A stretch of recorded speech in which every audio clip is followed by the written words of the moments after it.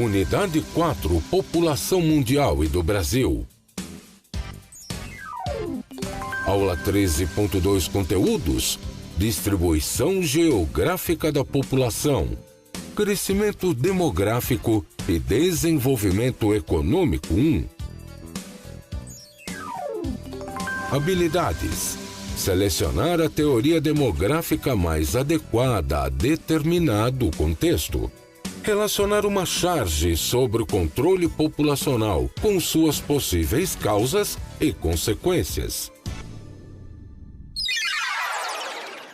Oi, gente. Boa noite aí para vocês. Boa noite, professores presenciais. Boa noite a todos os alunos aí da EJA Médio, primeira fase. Vamos continuar nessas aulas de hoje, não é mesmo, pessoal? Hoje é a primeira aula da nossa unidade 4. Essa é a última unidade de Geografia. Já estamos aí nas últimas aulas de Geografia e estudando agora nessas aulas sobre a população, estudando sobre nós mesmos, né? Sobre as características aí da população, como a gente estuda o conjunto aí das pessoas de maneira geral. A gente vai se ver muito aí em muitas partes aí das nossas aulas.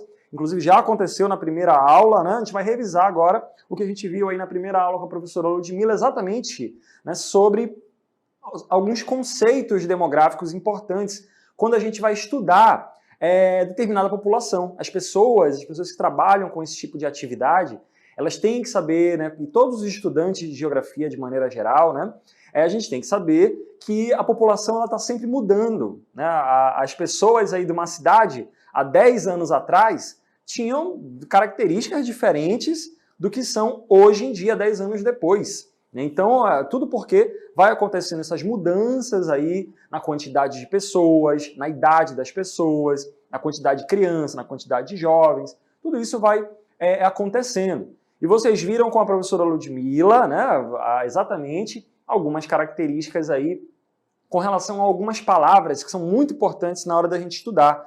A taxa de natalidade, a taxa de mortalidade de determinado lugar, né? Vocês viram também a questão do crescimento vegetativo, vocês viram sobre a população absoluta, a população relativa de determinado lugar, né? Tem lugares ali, a relação entre o termo populoso e povoado, né? Vocês viram também que tem lugares aí que são muito populosos, mas que dependendo da área daquele país, ali daquela cidade, aquela área pode ser ou pouco povoada ou muito povoada, né? Tem essa relação também entre esses dois termos. E foram basicamente, né, essas características que vocês viram aí e que está acontecendo nesse exato momento. Tem lugares onde as taxas de natalidade, por exemplo, são maiores do que em outras áreas. No continente africano aí tem muito mais gente nascendo hoje em dia do que, por exemplo, nas áreas da Europa. E isso é uma diferença, um índice que a taxa de natalidade que vocês estudaram aí mostra. Taxa de mortalidade, a mesma coisa, né? Quantas pessoas estão morrendo ali naquela área no período de um ano. Vocês viram também a questão das migrações, né? A gente vai estudar sobre migrações também nas nossas próximas aulas, né? Como é que funciona essa dinâmica, por que as pessoas se mudam e tudo mais. E nós temos aí, nessa primeira aula, todas essas palavras, esses termos aí, muito importantes para o que a gente chama aqui em geografia de demografia, né, do estudo das populações de maneira geral. Então a unidade 4 ela tá bem bacana, exatamente porque a gente está estudando aí pessoas, né, as consequências aí no dia a dia das pessoas. E a gente vai continuar a aula de hoje tentando entender, né, com o que alguns pensadores ali, o que alguns cientistas pensaram sobre o crescimento da população mundial. Será que ter tanta gente aí no nosso planeta é bom ou ruim? Tem ponto positivo ou ponto negativo? A gente vai ver sobre as teorias demográficas na aula de hoje, mas antes vamos para o nosso desafio do dia. Nós temos aí uma imagem, uma charge que tem duas mulheres aí, né? Uma está pedindo esmola, pelo amor de Deus. E a outra, né, que está com um carrinho de bebê, está entregando um anticoncepcional para ela. E aí, qual é o conflito mostrado na imagem? Qual o conflito mostrado nessa imagem? É possível observar entre as duas mães. Para você, qual é o perfil de vida de cada mãe? E como é que esse conflito pode ser resolvido? O que está acontecendo nessa cena aí? Interpretem, discutam aí com os colegas, o que a que está pedindo esmola, qual é, né, a condição que você acredita que seja, e a outra, né, que está oferecendo um anticoncepcional, por que isso está acontecendo? Né? Qual é a discussão que se dá aí nesse sentido? Eu quero que vocês discutam sobre essa charge. Vou dar um minutinho para vocês, daqui a pouco a gente volta com a aula de hoje e eu vou sair daqui do estúdio e vou dar aula fora daqui. Até daqui a pouco. Vamos embora. Muito bem, meu povo. A gente vai começar então a nossa aula de hoje, né, diretamente aqui do centro da cidade. Eu estou aqui, né, resolvi dar uma volta. Ignorem aí que está em plena luz do dia aqui nesse momento, mesmo sendo 8 horas da noite, nesse exato momento da transmissão.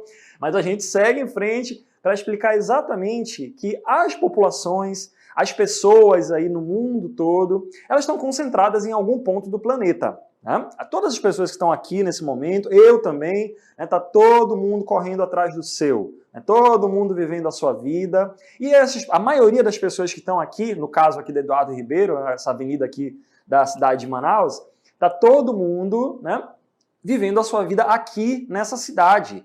E cada uma dessas pessoas tem as famílias vivendo e tem uma característica própria nessa família. Tem pessoas que têm muitos filhos, tem pessoas que têm menos filhos. E essa é uma realidade que acaba fazendo com que as pessoas acabem se concentrando em áreas como essa. A gente vai falar sobre migração, inclusive, mais lá nas próximas aulas. As pessoas vêm para uma cidade grande, por exemplo, né, para ter oportunidade de vida, emprego, saúde, estudos e etc. Então está cada um procurando o seu. Tem áreas que vão concentrar muitas pessoas, né, como é o caso aí de uma grande capital aqui, como essa, né, com esse monte de gente aí circulando, exatamente, né, porque existe um motivo para essas pessoas estarem numa cidade como Manaus, assim como existe motivo para pessoas estarem vivendo ali em áreas mais pobres ali de determinada cidade, né, ou em cidades, né, com menor condição de vida. Na medida que os anos foram se passando aqui na superfície terrestre, de maneira geral, a quantidade de pessoas no mundo só foi aumentando. A quantidade de seres humanos aqui no nosso planeta só foi aumentando, tem cada vez mais gente. Aqui na capital, por exemplo, né, já passou de 2 milhões de pessoas aqui só na capital. Né, e isso acaba gerando alguns conflitos, né, alguns problemas. Tanta gente amontoada numa mesma cidade acaba gerando, por exemplo, alguns problemas de acesso. Né? Nem todo mundo vai conseguir emprego, nem todo mundo vai ter a educação necessária ali, nem todo mundo vai ter aquela proteção ali com relação ao sexo, né? Para ter ali, para não ter filhos, para não gerar cada vez mais filhos. Então isso acaba acontecendo também em cidades do mundo todo. Essa, pessoal, a grande quantidade de pessoas numa cidade, compartilhando a mesma cidade, é uma das preocupações aí que estão acontecendo no mundo todo. E é sobre isso que a gente vai estudar na nossa aula de hoje. A gente vai começar agora vendo esse gráfico que mostra exatamente, pessoal, o aumento na quantidade de pessoas. Tem mais de 7 bilhões de pessoas vivendo no nosso planeta. Esse número foi atingido aí em 2011 e esse número só está aumentando. A gente está observando esse gráfico aí, que a cada período, né, essa quantidade foi aumentando. Lá em 1800, né, a gente observa aí que o planeta chegou a 1 bilhão de habitantes. Né, e com o passar do tempo, esse número foi aumentando de uma forma cada vez mais rápida. O aumento era, né, bem lento, mas após aí o século XX, esse número de pessoas foi aumentando cada vez mais e cada vez mais rápido. Né? Nós chegamos aí em 2005 com 6 bilhões e meio de habitantes e em 2011 atingimos aí os 7 bilhões. Tem algumas projeções aí que estão dizendo que lá para 2030 a gente já vai chegar em 8 bilhões de pessoas compartilhando o mesmo planeta. 2050 já ultrapassando os 9 bilhões. Então é muita gente, né, muita gente para compartilhar a superfície terrestre e é exatamente isso que acaba gerando aqueles problemas que a gente falou aqui no começo. Será que vai ter emprego para todo mundo? Né? Será que vai ter, né, trabalho? Será que vai ter escola para todas essas crianças aí? Né? Será que todo mundo vai estar bem atendido com relação à saúde? Essa é uma preocupação que não é só de Manaus, né, do mundo todo.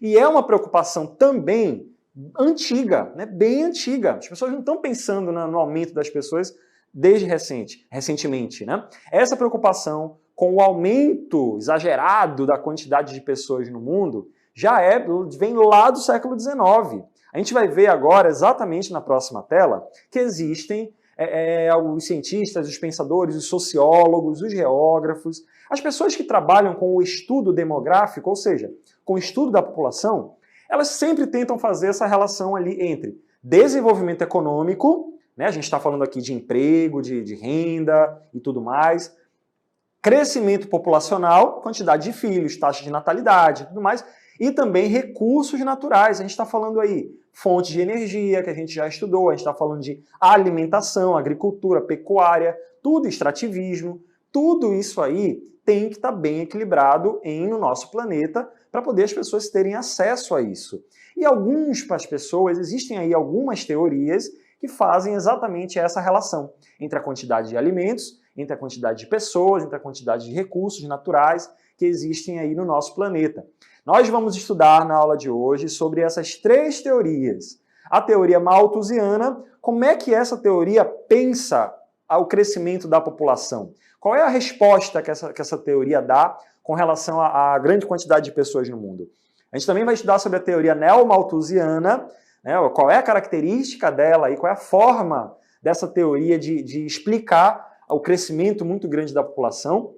E a gente também vai estudar sobre a teoria reformista na aula de hoje, também conhecida como teoria marxista, que faz uma outra relação diferente ali entre a quantidade de pessoas no mundo. Tem uma outra forma de se pensar. A gente também tem aí a teoria da transição demográfica, que a gente vai estudar na próxima aula. Essas 3, elas são muito importantes porque elas trazem aí, né, uma visão inicial, uma visão da época em que elas surgiram também, né, exatamente para explicar por que está aumentando tanto a quantidade de pessoas e, principalmente, quais os problemas relacionados a isso. Problemas que a gente pode estar até vendo hoje em dia aí nas cidades, mas que tem aí algumas teorias, alguns pensadores que já bolaram e já pensaram isso aí há muito tempo. Vamos começar então com a primeira teoria, né, oficialmente, teoria demográfica, que é a teoria do Malthus. A teoria malthusiana faz uma relação muito simples, uma relação inicial entre quantidade de pessoas e produção de alimentos. É essa relação que o Malthus, o Thomas Robert Malthus, né, um economista inglês, lá no começo do século XIX, ele escreveu aí os seus estudos, a sua obra lida com a questão da população, e ele propôs o seguinte, ele menciona o seguinte: a população está crescendo demais e os alimentos não estão sendo produzidos na mesma escala para atender todo mundo.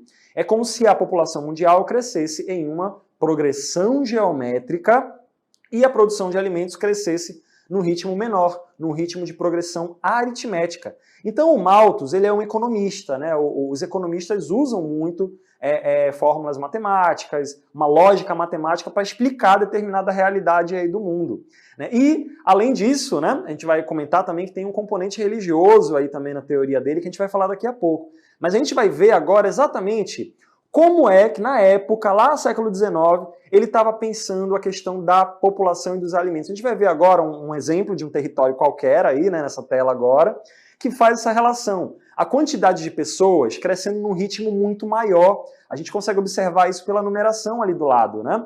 A população cresce em ritmo de PG, né, numa razão muito maior do que a quantidade de alimentos. Essa imagem, ela mostra pra gente ali que pro Malthus não ia ter alimento para todo mundo, a sociedade ia entrar em colapso, porque não ia ter fazendas suficientes para atender toda essa população. À medida que as pessoas iam tendo cada vez mais filhos, a demanda por alimento ia ser cada vez maior e ia chegar um momento que não ia ter comida para todo mundo e a sociedade ia passar fome, miséria e tudo mais. Século XIX, hein, pessoal? Já faz aí muito tempo, né? Quase 200 anos. Então a gente observa aí que foi uma primeira forma de tentar entender o crescimento da população de acordo com os estudos aí do Thomas Malthus, né? A teoria malthusiana, ela diz exatamente isso. Ela é importante da gente estudar porque ela é a primeira que pensou essa questão da relação entre pessoas e recursos naturais, alimentos, né?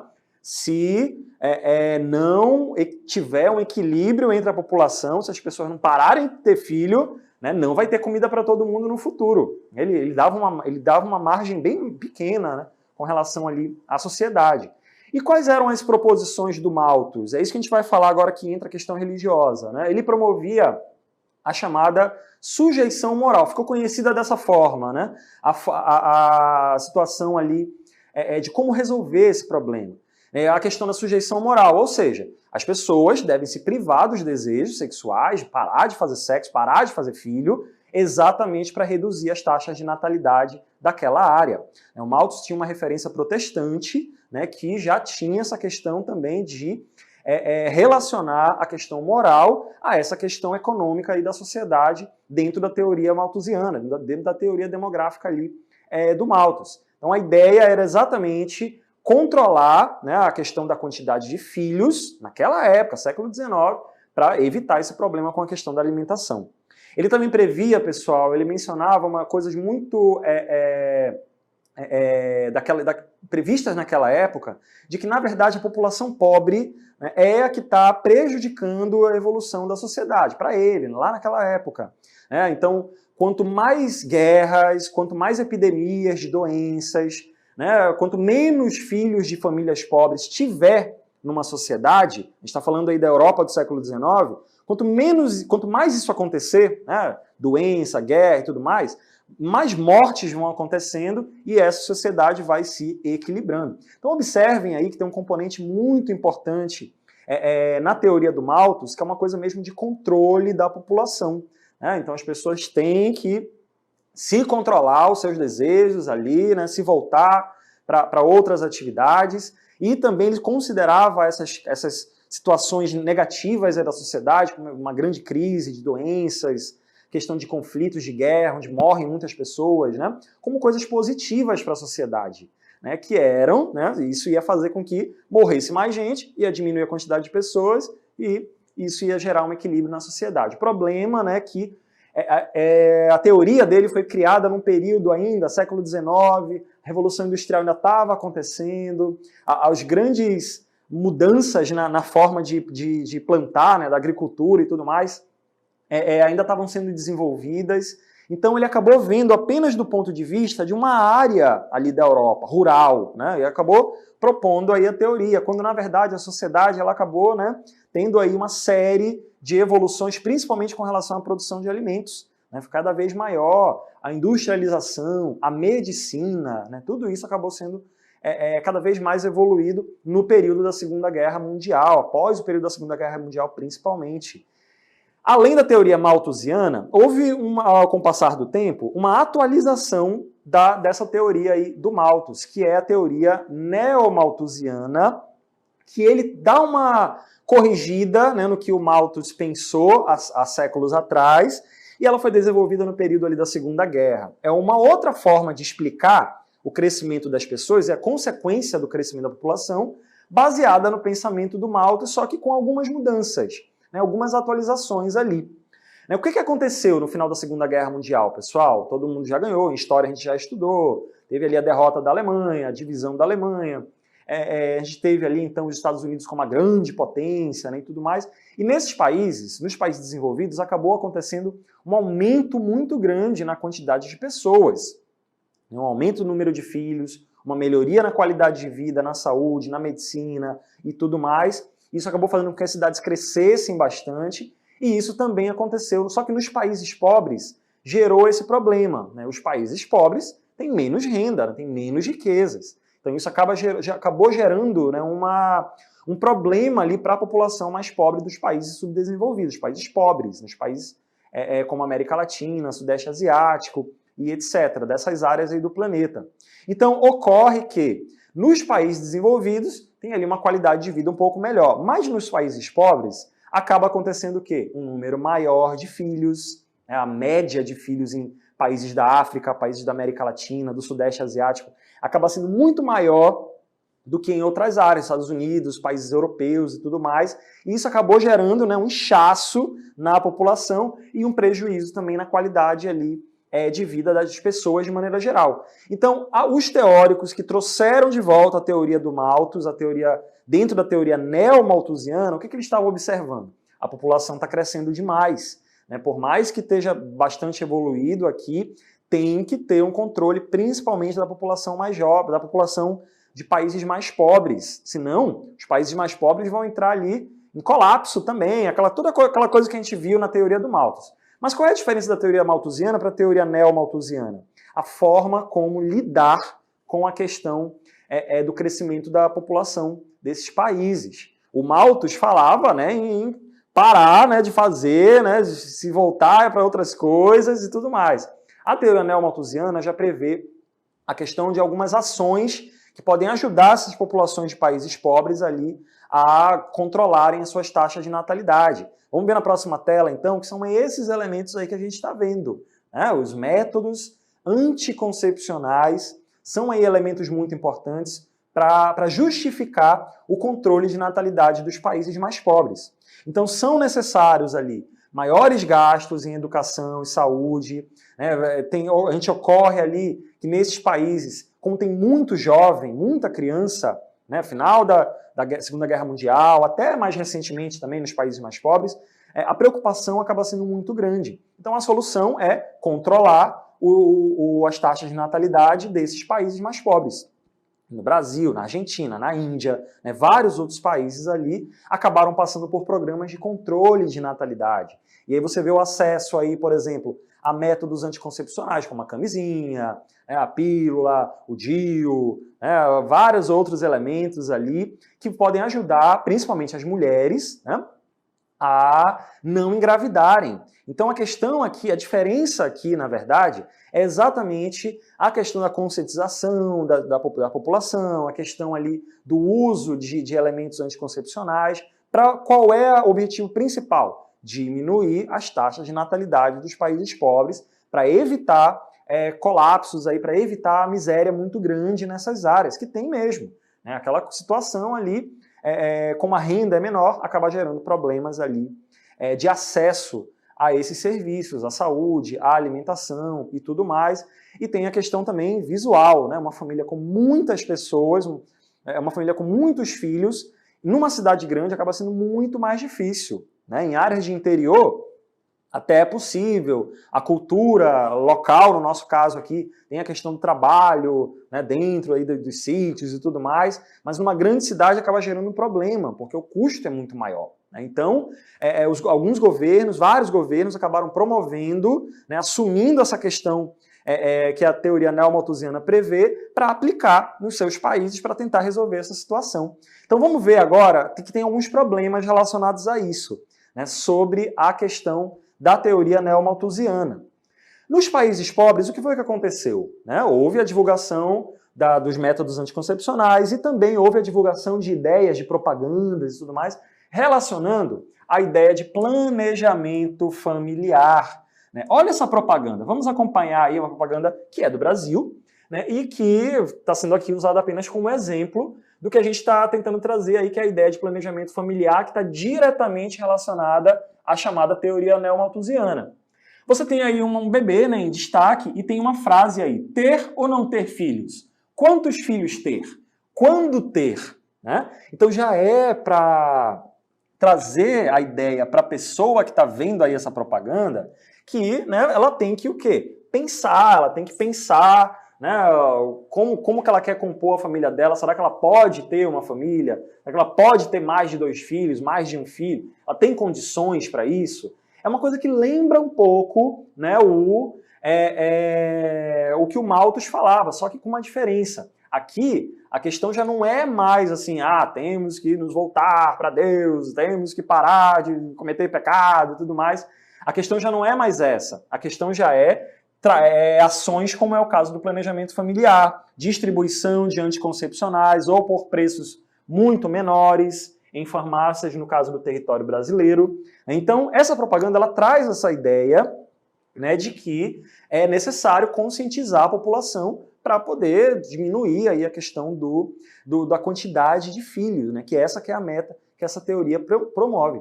A gente vai continuar mesmo na mesma imagem, para vocês verem aí que o contexto é completamente diferente em outros lugares. Né? Nos países desenvolvidos, o que está acontecendo? Essa que é uma grande crítica à teoria neo-malthusiana. Nos países ricos, isso aí não está acontecendo. Porque o que a gente observa nos países mais ricos hoje em dia? Na Europa, principalmente, no Japão, está acontecendo exatamente o contrário. Programas de incentivo à natalidade. Devido ao mundo desenvolvido ter uma qualidade de vida muito melhor, as mulheres acabaram tendo menos filhos nesses países. E com o passar das décadas, isso que foi acontecendo? Né? Menos crianças nesses países, menos pessoas para começar a trabalhar nesse país aí, para ocupar os cargos de trabalho nesses lugares. Então isso acabou gerando um outro problema. Então em países como a Alemanha, França, né, que são países que têm taxas de natalidade bem equilibradas, está sobrando vagas de emprego, por exemplo, e aí os governos acabam o quê? Fazendo o contrário. Né? Exatamente o que aqui no Brasil a gente chama de Bolsa Família, por exemplo, né? A gente tem nesses países aí fazendo a mesma coisa, né? Incentivando as pessoas a terem mais filhos, receberem bolsa, né, para poder receber um benefício em dinheiro direto do governo, para poderem criar os seus filhos aí direitinho, para quê? Para incentivar o controle de natalidade. Então é uma realidade completamente diferente do que está acontecendo nos países pobres. E essa que é uma das grandes críticas aí à teoria neomalthusiana. Na próxima tela a gente vai até ver isso também, né? Outras propagandas aí sobre isso, que já vindo, por exemplo, ali da Dinamarca, por exemplo. A gente tem aí algumas peças de propaganda que mostram alguns comentários ali, né? Faça isso pela sua mãe, né? Do it for Denmark. Faça isso pela Dinamarca, né? Ou seja, é uma empresa, né, que está divulgando, faça isso pela mamãe, está divulgando aí para as pessoas poderem participar, né, de questão turística na Dinamarca, para poder incentivar a questão dos casamentos, dos encontros e da questão do sexo, né, para poder aumentar a quantidade de filhos nesse país aí, né? Então a gente tem aí exatamente, né, um incentivo, né, de propaganda, por exemplo, para as pessoas desses países desenvolvidos aumentarem aí as taxas de natalidade. Então vocês observem que a preocupação aqui é só com os pobres também, assim como era lá com o Malthus. O problema da sociedade é o pobre. Né? Na teoria neomalthusiana também tem muito pobre fazendo filho. Né? Então a gente vai ter aqui um sistema governamental para poder fazer essas pessoas terem menos filhos, até mesmo para essas famílias ali, né, não terem tantos problemas relacionados à renda. Então essa questão da teoria neomalthusiana ela traz exatamente isso, né? O controle de natalidade, principalmente dos países pobres, porque nos países ricos as pessoas estão incentivando aí as pessoas a aumentarem as taxas de natalidade nessas áreas. Pessoal, agora a gente vai ver uma terceira teoria para a gente fechar a aula de hoje, exatamente que mostra um outro ponto de vista sobre o crescimento da sociedade, o crescimento da população mundial. É a chamada teoria reformista. Ela não pensa necessariamente sobre aquilo que o Malthus fez, né, de população e alimentação. Se tiver muita gente, não tem alimento. A teoria reformista ela já pensa de maneira diferente. Os teóricos que foram elaborando essas teorias, essa forma de pensar a população, já tem muita referência também da questão do autor lá, do Karl Marx, né, que propõe toda uma lógica ali de divisão, propõe toda uma lógica que foi muito utilizada pelos governos socialistas, os governos comunistas aí no mundo todo. E qual é a lógica da teoria reformista trazendo aqui para o estudo da população? Ela diz assim que o problema não é a quantidade de alimentos, né? O problema não é a quantidade de pessoas no mundo. Pode ter muitas pessoas, tem muita riqueza sendo produzida aí no mundo e também tem muita produção de alimentos no mundo. O problema é que na nossa sociedade atual, né, só tem acesso à alimentação, por exemplo, quem tem dinheiro. Então, para a teoria reformista, o problema das altas taxas de natalidade das pessoas, o problema da pobreza no mundo todo é a má divisão de renda na sociedade. Enquanto você tem pessoas, essa imagem aí também, inclusive, mostra exatamente o que acontece aí no mundo, né? De um lado, a gente tem um condomínio de luxo aí todo bonitão, né? As pessoas que vivem nessas áreas aí, obviamente, têm uma renda muito elevada para poder pagar por um lugar como esse, e do outro lado a gente tem uma favela, né? Com pessoas que construíram a casa ali de qualquer jeito e estão ali vivendo do jeito que a vida permitiu, né? Que a sorte aí permitiu. Então, o problema, a questão da teoria reformista é exatamente essa. Não tem dinheiro para... Aliás, tem dinheiro para todo mundo, mas a questão do dinheiro, da renda, não está indo para todo mundo. E aí a gente vê casos de pessoas que não têm acesso à alimentação, passa fome, miséria, e a falta também de acesso a serviços como a educação, como a saúde, também acaba prejudicando essa população que acaba tendo mais filhos, né? O continente africano está aí para mostrar para a gente até hoje, né, que mesmo com muitas ações sendo feitas hoje em dia, tanto na África, quanto na América Latina, quanto na Ásia, né, a quantidade de pessoas também acaba sendo muito maior e a quantidade de população pobre, miserável, continua bastante grande, né, exatamente porque essas pessoas não estão tendo acesso à produção de riqueza que acontece aí no mundo.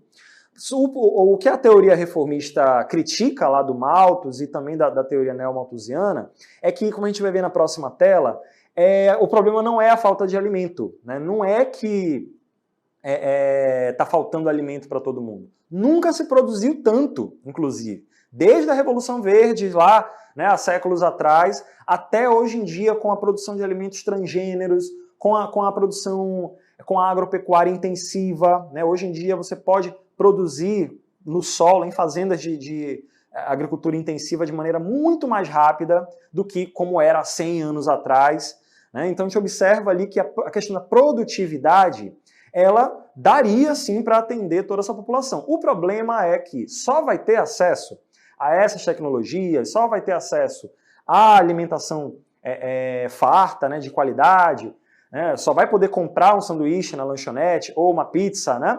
Quem tiver o dinheiro, não é mesmo? Quem não tiver o dinheiro aí vai ter que se contentar com outras formas ali de obter esse alimento, essas coisas aí e tudo mais. Isso acaba gerando problemas ali de miséria em cidade, acaba gerando problema de violência. Em muitos casos a questão da violência não é questão de mau caratismo, às vezes é a questão mesmo de necessidade, de instinto de sobrevivência, né? Então isso acaba acontecendo também de acordo com a teoria, com a forma de pensar da teoria reformista. Então o que é necessário fazer? Né? Os governos de maneira geral, as prefeituras, as presidências dos países aí de maneira geral, é enfrentar as questões socioeconômicas. Gente pobre não está querendo abrir empresa, por exemplo. Gente pobre, no momento, está querendo comer, né? Está querendo sobreviver. Então tem que ter um auxílio também, né, dessas populações nesse sentido. Então isso tem que estar primeiro atendido, né, para depois se pensar em melhoria ali da qualidade de vida. Então dentro da teoria reformista, a lógica é um pouco diferente do que a gente viu lá com o Malthus.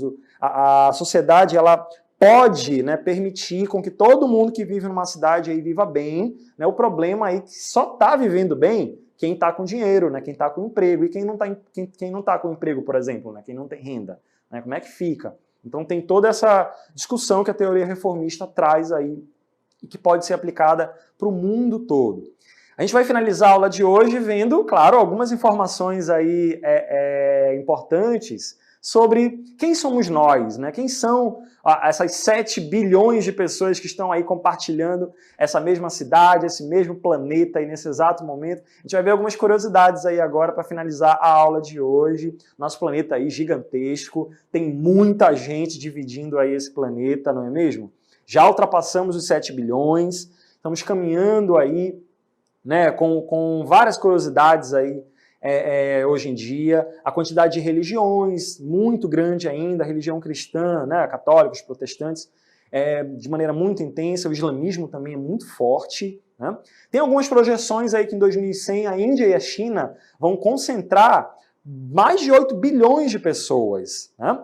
E aí, por exemplo, em outros lugares, né, tem países aí, como é o caso da África, que não tem acesso à água, por exemplo, e acaba gerando todos aqueles problemas que a gente viu ao longo do tempo. Então tem que ter sido feito todo um trabalho nesse sentido. A questão ali do mundo todo é que tem gente que tem acesso à alimentação de maneira muito intensa e quando a gente vai ver a média do mundo todo, não dá, né?